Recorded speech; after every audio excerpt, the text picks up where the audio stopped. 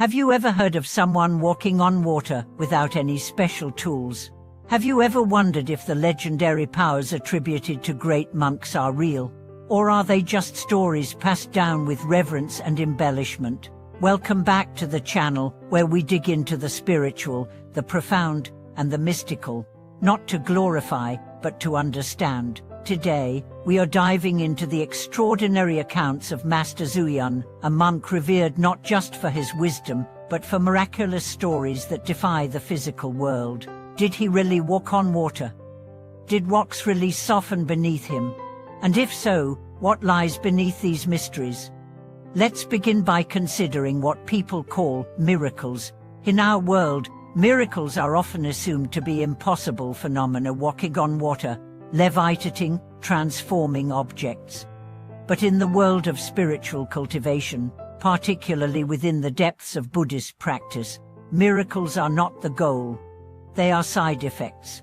They are signs not of magic, but of mastery over the self, of absolute clarity of mind, and of unity with the universe's deeper laws. Master Zuyan, also known as Empty Cloud, was one of the greatest Buddhist monks of the 19th and 20th centuries. His life spanned over 120 years, and he devoted it to the revival of Chan Buddhism, rebuilding temples, and guiding countless disciples. But among the many tales of his discipline and compassion, a few stories stand out as truly astonishing. One day, after a long period of intense retreat, Master Zuyan emerged with his disciples. They were walking through a mountain path when heavy rain caused the river to flood. The current was strong, and the path had been swallowed by rushing water. Everyone hesitated except Zuyan. He stepped forward, walked across the water as if it were solid ground, and turned back to his students with a gentle smile, saying, "The water is not the obstacle. The mind is." To many, this sounds like myth. But what if it's not? What if the mind, when trained to an extraordinary level of clarity and stability, can align so perfectly with nature that the usual limitations of the body no longer apply? This is not about supernatural magic. This is about a phrase that means unbroken concentration, or more literally, that does not scatter.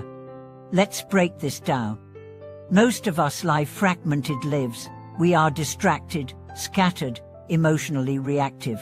We can focus for short bursts, but our attention jumps from thought to thought, screen to screen, task to task.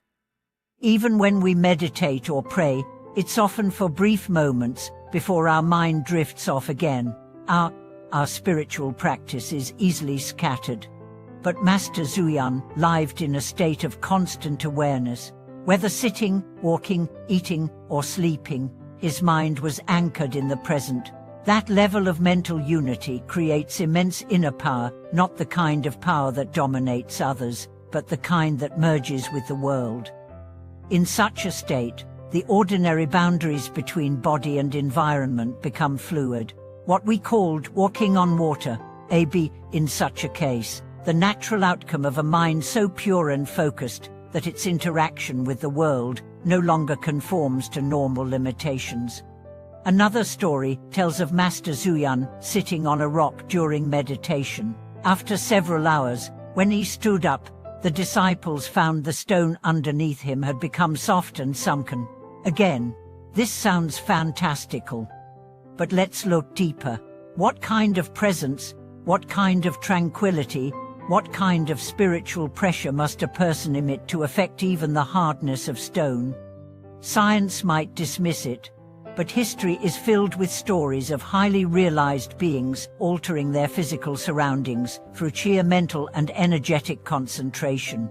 It's not about breaking the laws of nature, it's about accessing deeper laws that most of us never touch. So how did Zuyan cultivate such power? His life was one of severe discipline. He often fasted, he observed silence, he walked thousands of miles on pilgrimages, often barefoot. He meditated for hours daily, slept little, and lived simply.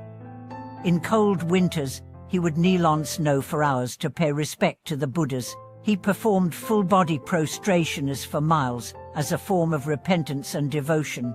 He once spent over 3 years in silence during a mountain retreat, eating only the simplest food and meditating day and night. This was not showmanship. He did not chase miracles. He chased clarity, purity, liberation.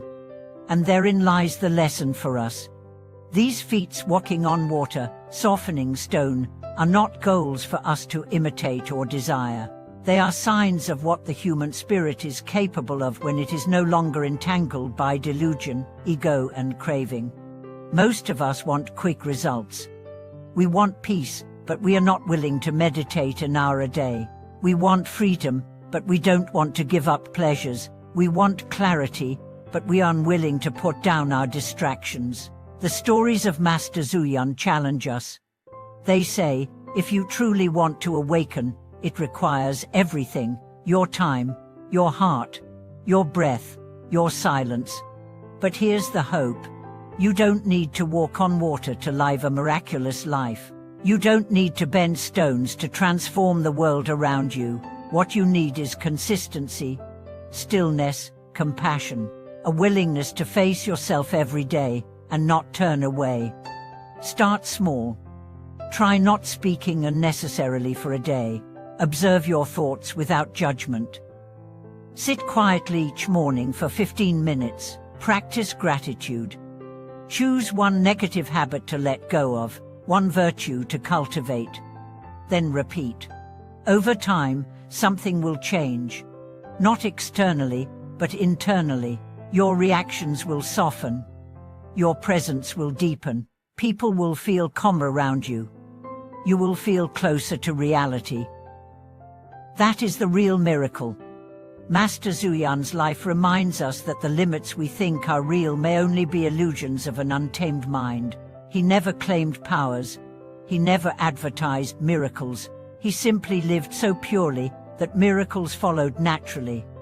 So, the next time you hear a story about a monk walking on water or softening stone, don't ask if it's scientifically provable. Ask instead, what kind of life would produce such stillness? What kind of mind becomes so one with the universe that it no longer struggles against it? You may never defy gravity, but you can defy anger. You can rise above hatred. You can soften the stone of a hardened heart, yours or someone else's, and that might be the greater miracle. Thank you for watching this video.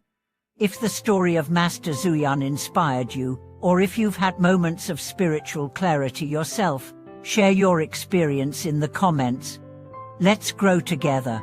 Don't forget to like, subscribe, and support the channel for more profound explorations of spiritual truth.